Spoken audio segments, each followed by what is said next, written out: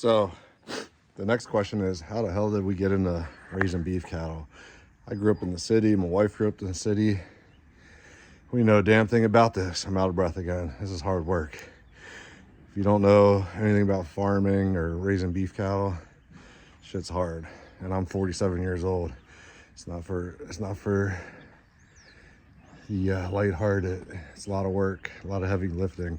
But anyways, so I used to own a dumpster company. Rented the dumpster out to a farm in Maryland that raise and produces some of the best genetics, maybe in the United States, definitely on the East Coast. They provide meat to 5-star restaurants.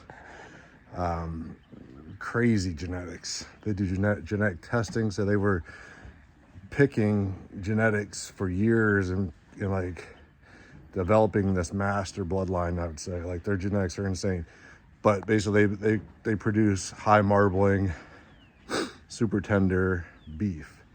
They're mainly black Angus. They do have some Wagyu down there. So I rented them a dumpster, got talking to the guy that runs the facility and the owner. The owner just happens to be a billionaire. He made a ton of money off of retirement communities, bought a farm, put some cattle on it just to keep the grass down because he had, hundreds of acres of land that he bought. Then he got addicted to it, found his partner, and they started producing their line of cattle, which they gave me a few samples when I was talking to him of the beef. I tried the beef and I was like, holy shit, this doesn't taste like anything at the store.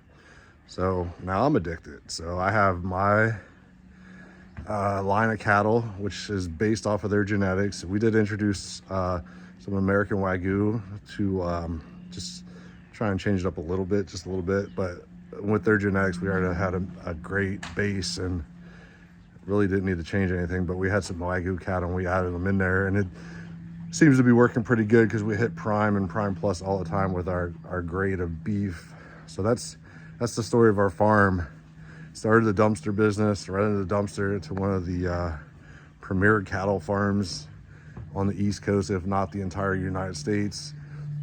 We had a piece of land to store the dumpsters, which just happened to be about 17 acres. It was an old dairy farm, so that's why our buildings are a little beat up.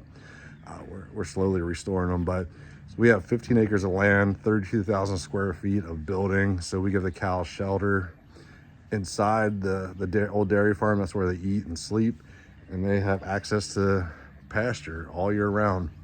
We're at 17 head, mostly all cows and heifers. We produce calves, so when we produce calves, we want steer, which are bulls with their testicles cut off, because steer produce the most meat. So when we have calves, we're hoping for bulls that we can turn into steers. We get our bulls from the farm in Maryland to keep our genetics good. We can't use our bulls because that would be inbreeding. You can't inbreed, else you get bad genetics. So we introduce different bulls from the place in Maryland. So that's how we got started in the cow business, and now we produce maybe 8 calves a year. So we have meat going to get processed almost every other month consistently. So we sell out fast. I mean, as soon as I have the steaks and burger in-house, it sells out. Bam, just like that, it's gone. I mean, the roasts stick around for a little bit because roasts are kind of seasonal. So if I end up with roasts during the summer, those sell a little bit slower.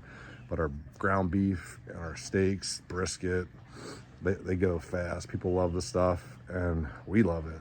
I wouldn't eat anything else. I mean, if you go to Walmart and Sam's Club, you're buying beef that's just loaded with antibiotics and other shit you don't want, hormones, because that all gets passed through to you.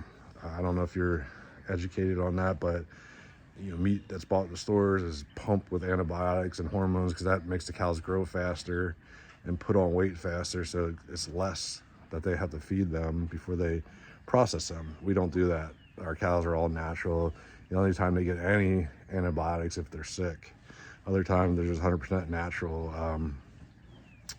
No hormones, no antibiotics. Only antibiotics they get is if they're sick, which hasn't happened yet. We have had 0 issues with our cows. The only problems we ever had was hoof issues. Sometimes they get rocks or nails stuck in their hooves.